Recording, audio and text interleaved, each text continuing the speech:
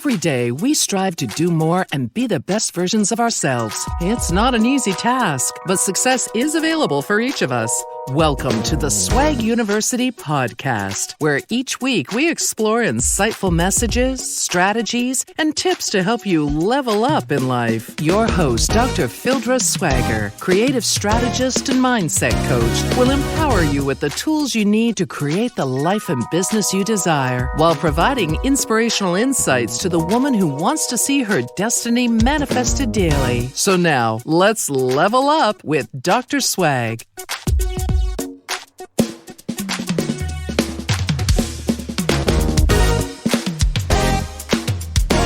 Hey, everybody, it's your girl, Dr. Swag. I hope you are doing wonderful today. I have such a treat in store for you. I have my sister in the nonprofit world, Miss Crystal Bales. She is the CEO and founder of Girls Empowered Mentally for Success, better known as GEMS. Hi, Crystal. Hi. It's great to have you. So Crystal has been leading GEMS for more than 15 years. And the organization is really focused on helping young women succeed during difficult life transitions and even through the face of trauma. Now, Crystal's story is one that I think you will just benefit from tremendously. She is a native of Harlem, New York, one of my favorite places to visit and to eat in. But as a New Yorker, her career started as a prison guard at both Rikers Island and Queens Court. Now, these are male incarceration facilities. And there, I think she really saw the vision that God had for her life to help people and to bring them forward. And so the GEMS piece is where she has really, here in Tampa, created an avenue for young women in trauma to grow emotionally, mentally, socially, and now she's even added a social enterprise piece to this, where the nonprofit has established a partnership with small boutique companies, large boutiques, to offer transition candles, which provides essential workforce skills and experiences for the girls served by GEMS. And the funds generated by the sales of the candles go directly toward empowering the development of young women. So Crystal, having also worked for United Airlines for more than a decade, traveled the world, seen all type of cultures, realized how important it is for women, young girls, to be secure in themselves and self-sufficient economically.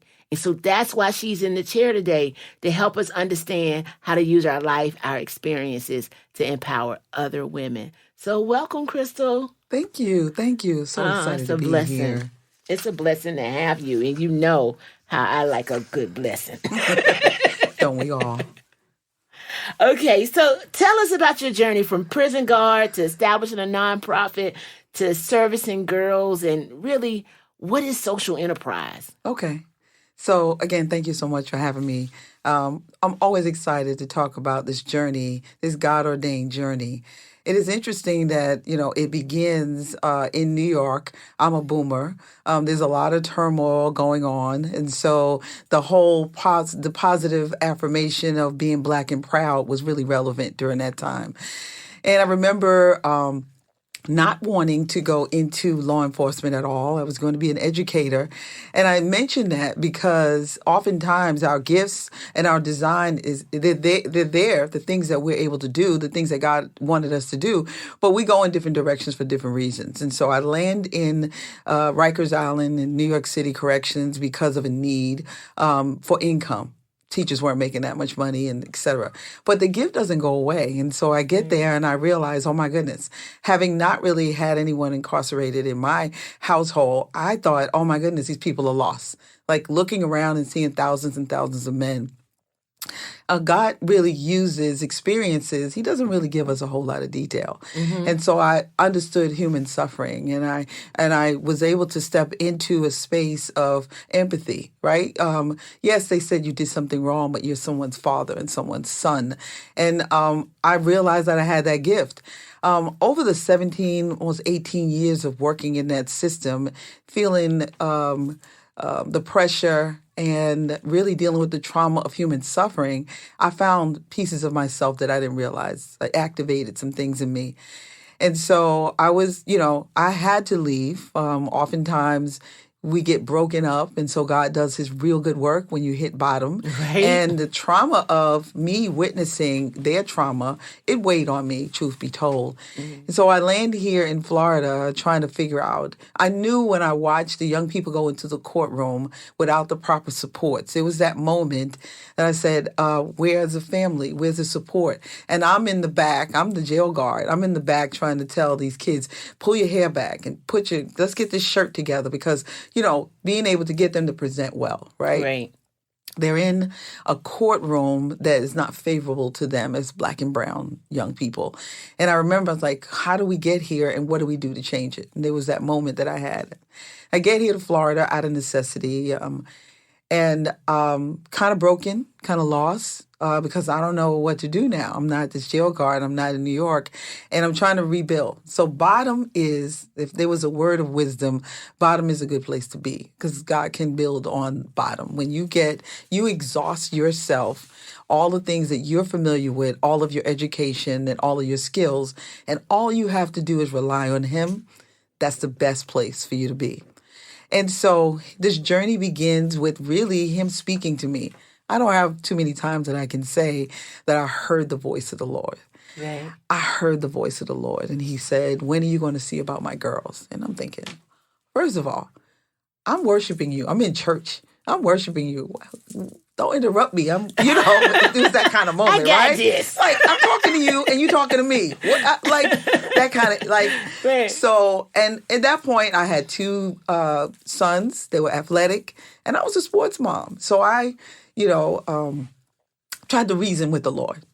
You must be mistaken. Mm-hmm. I'm prepared to work with the knuckleheads. Give me the boys. I've got experience in that. I'm a sports mom. You must be mistaken about this assignment.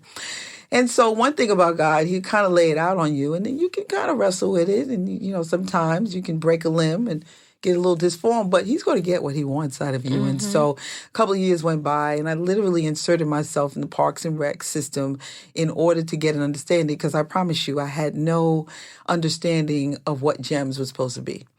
God gave the name, the acronym. I tell people all the time, Girls Empowered Mentally for Success.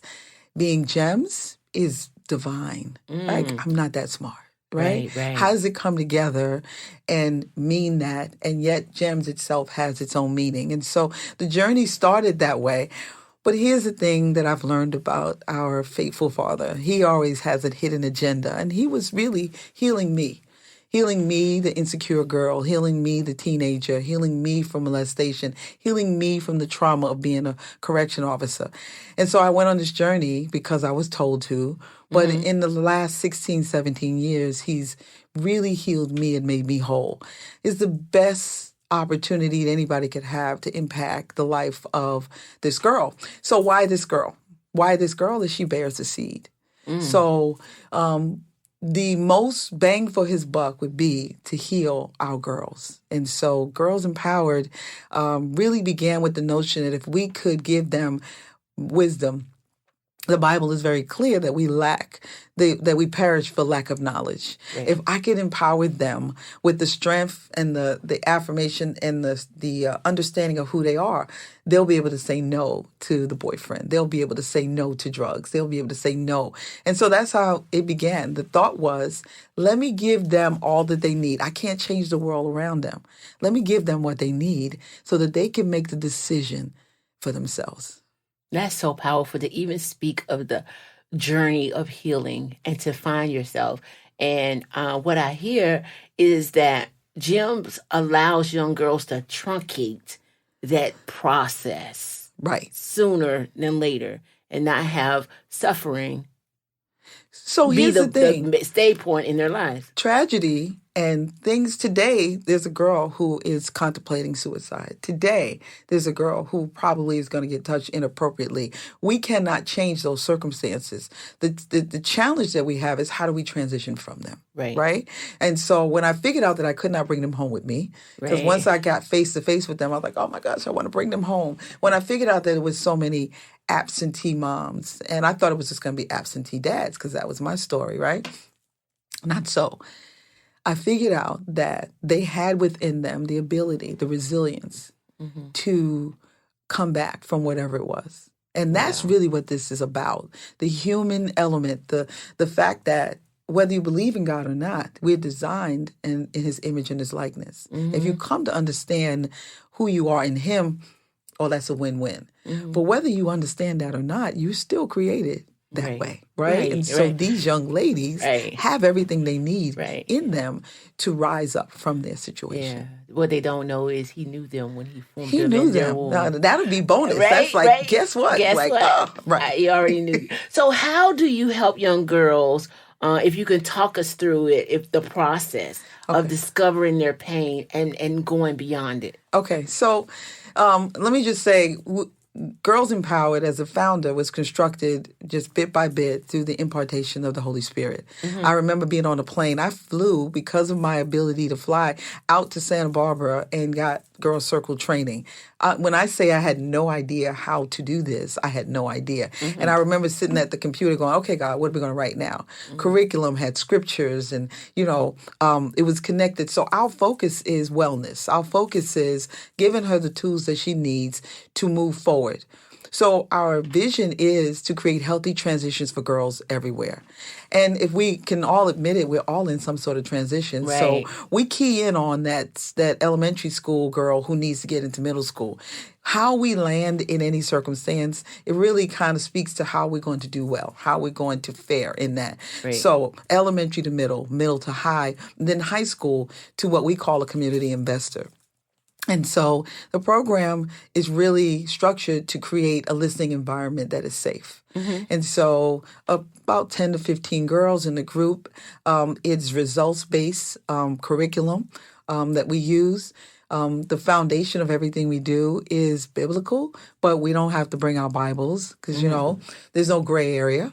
Right is right, wrong is wrong. Good character looks like this. And so we bring different themed activities into a space, and we really provoke them to feel safe enough to speak their truth. Right. And so if we're talking about finding your voice, we're talking about bullying, there's going to be someone in the room who says, I don't remember what that feels like. And then so now we want to deal with what it feels like. So it could be fashion activity, quilting activity, it could be some art project. So they don't necessarily know that we're aiming for that piece of them that needs wholeness. But it's a fun, listening, safe environment where we're all in it together and they can share and then we can deal with it when it kind of rises up. So this is so exciting and interesting to me because you're doing it with young girls, and and young girls are really middle school, high school age girls. This is an overlay for what grown women need. How do you see your girls growing and taking this forward, and what do you see?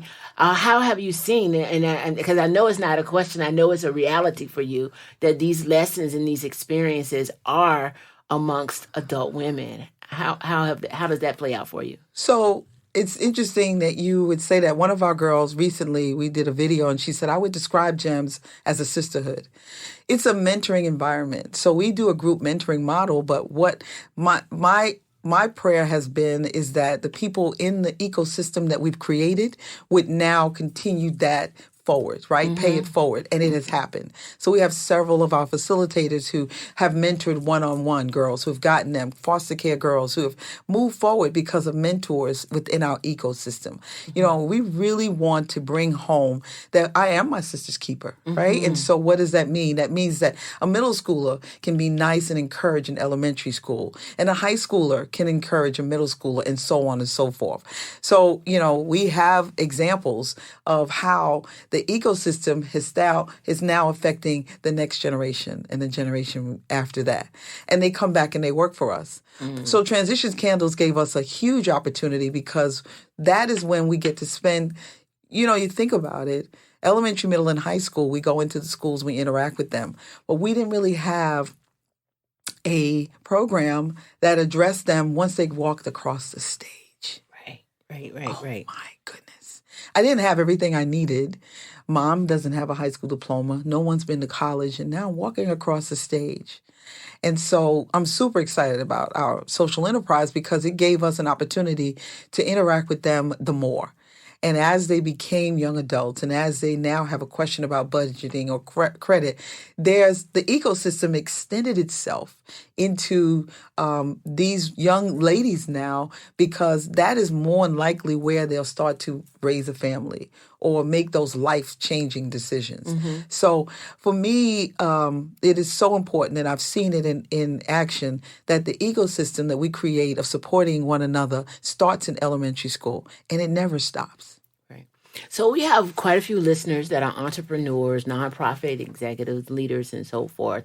How can they structure their agencies to be involved in a social enterprise? And tell us a little more what it is and how it has impacted or can impact a nonprofit agency.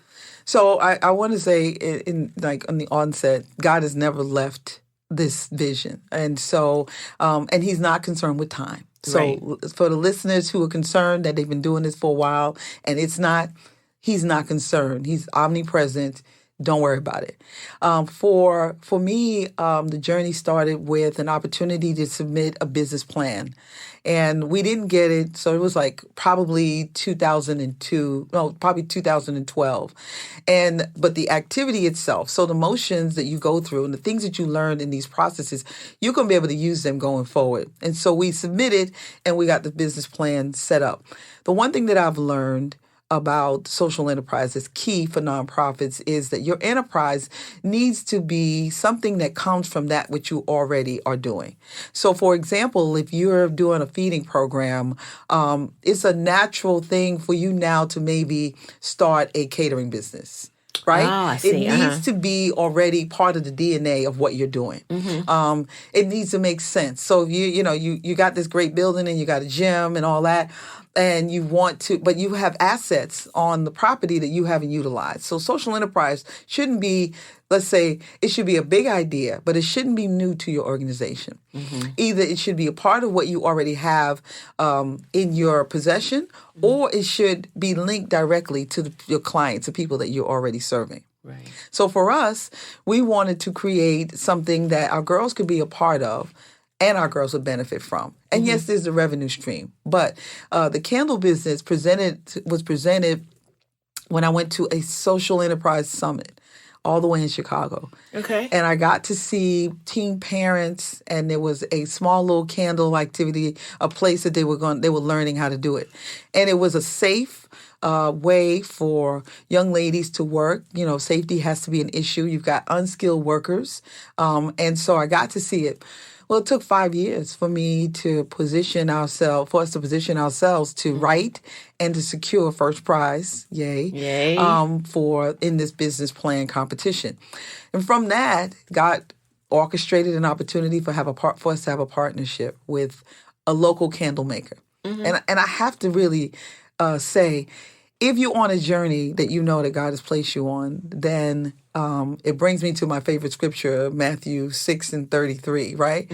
That you seek first the kingdom, right? And so if you're on this journey, don't worry about what you see. Right. Don't worry about what you see, right? So I walk into Apothecary trying to figure out what I needed for square footage. And what was sitting in there was a partnership that God had already set up. Wow. And when I said to them, and think about it, I'm coming to you and I'm saying, I want to start a candle business here in Tampa. So they were like, what is this? Who's this lady? Right. And they were trying to figure out, because they're good people. Well, how do we help her? And I remember the moment that I said, hey, I'm not in the candle business. I'm in the business of changing lives. Immediately, the walls started to come down, and they were like, we're in. And so, turns out they were ministering to young girls in another state themselves. Wow. Who knew that? God. I didn't know that. They didn't know that. Right. So, the partnership, the pressing in, the need to answer the why. So the why piece of this is always relevant when you talk about business. Why will we do that? Well, our girls will learn entrepreneurship. Our girls will get additional income, and our girls will get another layer of mentoring. So we connect them with professional women now. So they might have been okay with our college students going into the classroom, but now we connect them with people who maybe have businesses up and coming. And so some of the mentoring now gets to be more advanced. They're ready for it. They can handle it now. Right. So again, it has to be specific to what you already do. If you're on this journey, you really need to pray and understand that this is really the journey for you. And for us, the connection made a difference. There are several winners here in Tampa Bay. I hear all the time, most of the social enterprise winners don't get actually to get their business started. But we have a partnership that allowed us to start in 2016, the year that we won. Well, it sounds like you have two partnerships because the candle maker stepped up, but the maker was already there. As always, yeah. So that's pretty powerful. What's has been the most important lesson or hardest lesson you've learned in really bringing this business forward and serving the girls that you have? Are there? So the most important and the hardest is that I'm not alone in this.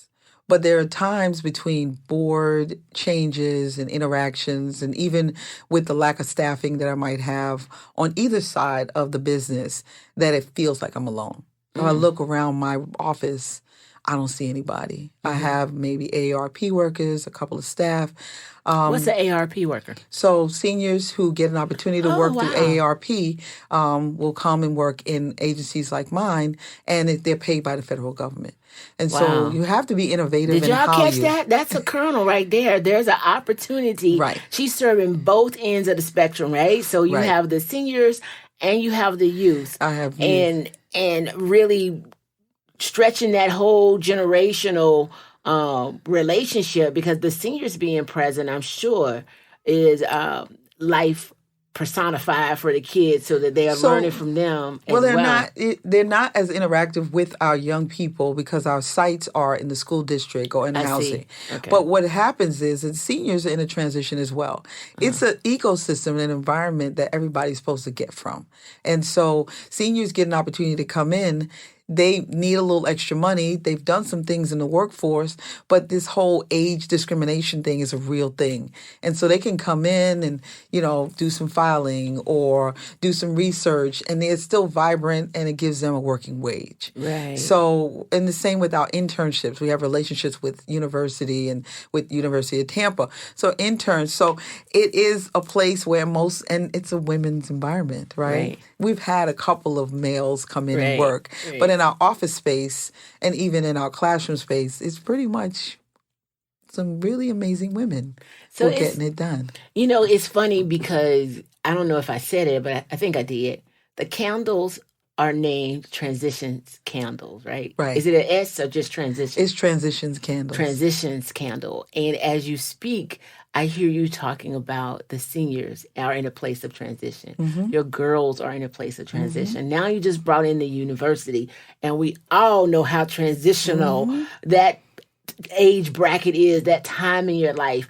How did the name Transition for the candles come to you, and what does that resonate for the girls and for you? And I think even the fragrances have different meanings. So right? every one of the Transitions Candles is really an illustration of our vision. Our vision is to create healthy transitions for girls everywhere.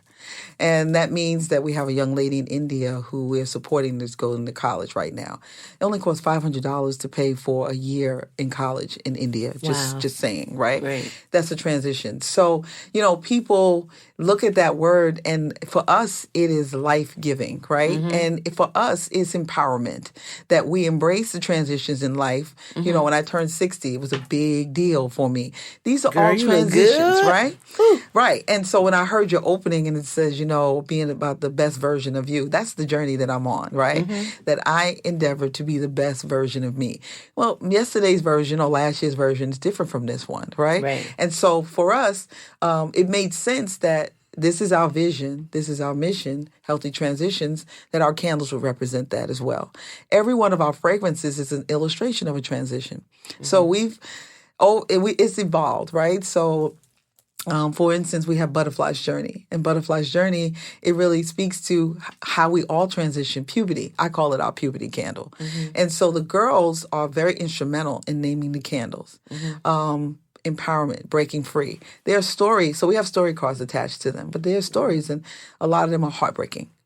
And so we collected these stories, and they became really the labels that we put on our candles. You know, a piece of our girls goes out with every one of our candles. When you pick up a card and you hear about Baker Acts and stuff on a card. So everything, we don't waste anything. Right. In our little, Because I'm telling you, it's just so many pieces that resonate. You know, you say you put labels on the candles, but the labels are Butterfly Dreams. Butterfly's Journey. Butterfly's Journey. Dreams. It is empowerment. Empowerment. That's a teenage thing for sure. Puppy Love was our first love. Wow. It's gooey. It smells like a cookie. It's sweet, but we all know that can go south. But it's childlike. Breaking Free was a story of girl molestation, Baker Acts, and wanting to break free of that process. That's the whole thing. You are helping girls shed those negative labels. Right. And finding new labels, putting new scents in the air around their lives. That's phenomenal. Right. You know, to think about that. You know me, I'm so... everything is a metaphor in life to me. I see it and it means something. Right. But so to hear that I can take off the label of molestation and put on breaking free. I can put on Butterfly's Journey. What do you mean? I'm a butterfly? I can flap my wings. I can spread. I can all of that. That's so powerful. Yeah, the transformation of a butterfly is our logo. It's everything to us. But friendship, what did that feel like not to have friends? Right. What does it feel like now to have friends? And so it makes you pause. And that's what we want, people to think. Everybody can relate to what that was like, that moment that you got a friend. Right? And so I don't get to tell the story as often. People are excited that they are candles for a cause. And so that's usually enough. But there's so many layers of the work that we do and so I'm really clear that God created everything with words, right? He said it and it was, right? And so we do that as well. That's beautiful. So, Crystal, you have the nonprofit. You've traveled the world. You're impacting young ladies around the world, India. What advice would you give somebody to use their life and their agency in a way like that? Do they need a certain platform, a certain amount of resources? How do you do it? So my advice would be to acknowledge that you're not doing this alone, to trust in the things. You may not know what it is, but you may know trust the Holy Spirit, right? So if you don't understand God in that way, just when the situation feels like a direction you want to go in. When I say not alone, I believe I have mentors. I have a business mentor, I have spiritual mentor, I have mentees. Step into that ecosystem that God has provided for you so that if there's a question that you have, get a spiritual answer or an educated answer. I don't feel, even though there are days that I don't look around and see a lot of people, I'm not alone. And whether it's having friends like you or having advisors or having my pastor to reach back to, I have everything I need to do the things that God has called me to do. And I think the bigger thing is, and I keep telling people, acknowledge your why. It's never been about me. There are so many things that I could put on a paper. But I'm focused on the judgment seat. You know, as one of the associate pastors at my church, I tell people I'm not really concerned about the day-to-day. I'm focused on the fact that God had something in mind when he created me, when he kept me. And I want to make sure that I'm fulfilling that design. That's powerful. I don't even, listen, I want to follow up with that. But I want to just sit right here in it also, and because so often we spin our wheels, we chase dreams, we chase wealth, we chase titles. And in the beginning, God formed us. He knew us when he formed us in our mother's wombs, and he had a purpose for us then. And as we strive to get back to the purpose that he created us for, and on the other side that you said, to the judgment seat, that's the only journey that really matters. Right. I mean, to think that he pulled me out the bottom of, we served probably 1,500 to 2,000 girls here in Hillsborough County, those lives matter to God, right? He knew the suffering that was going on. And if you just follow the path that you have clearly seen, once light really is shined on who you are, you follow that path. Think about the impact you could have. Think about those people who mothers were going to abort them, and now they're saving millions of lives. That's the way you have to view your existence. It's way bigger than you. And that's the why. That's the compelling That's the why. Right. That's why it matters, because it's bigger than you. So I have thoroughly enjoyed this conversation, and I know my audience has as well. So I just have 2 questions. Is there anything you would have done differently? I want to say no.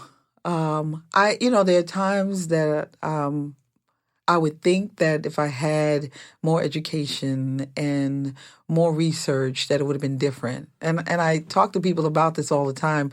I live in a space of grace, right? I don't have a lot, but I have everything that I need. And so if you offered me $1 million, would I know how to spend it? Absolutely.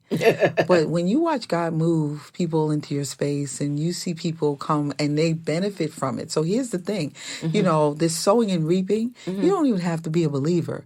You put principles in place, it works for your life.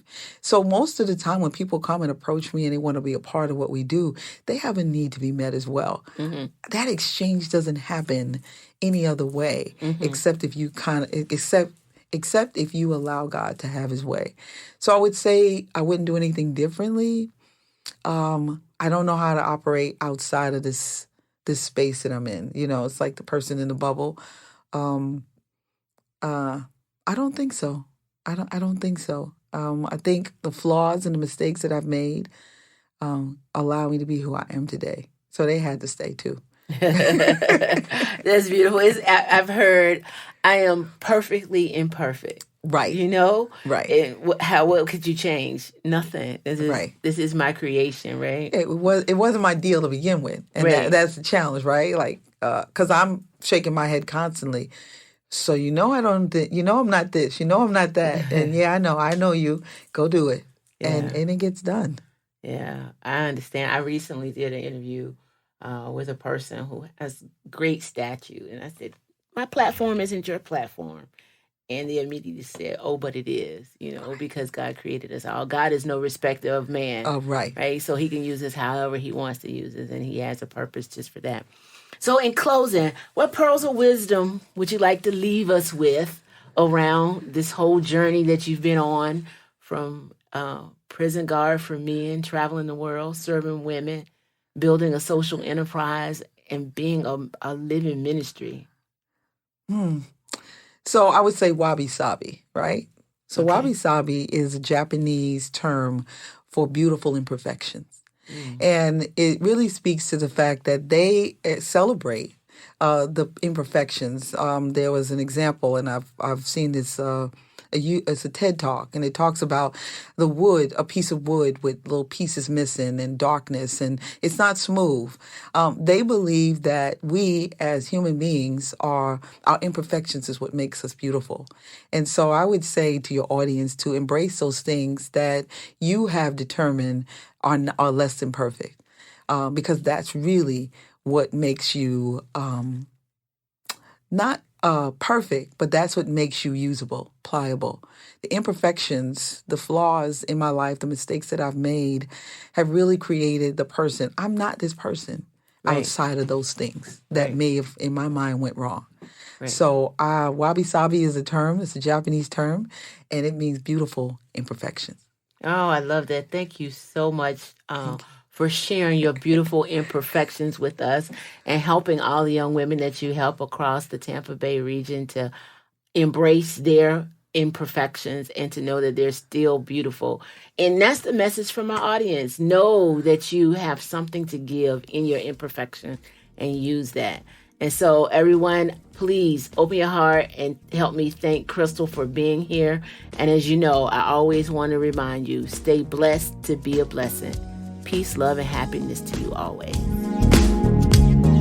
glad you joined our conversation. For more Swag University episodes, subscribe on iTunes and help us level up by leaving a 5-star review. For more information and free resources, visit our website at swaguniversity.com with 2 G's. That's SWAGG University.com. Also, follow us on Facebook, Instagram, and Twitter to keep the conversation going. Until next time, we hope this episode has inspired you to manifest your destiny and level up today.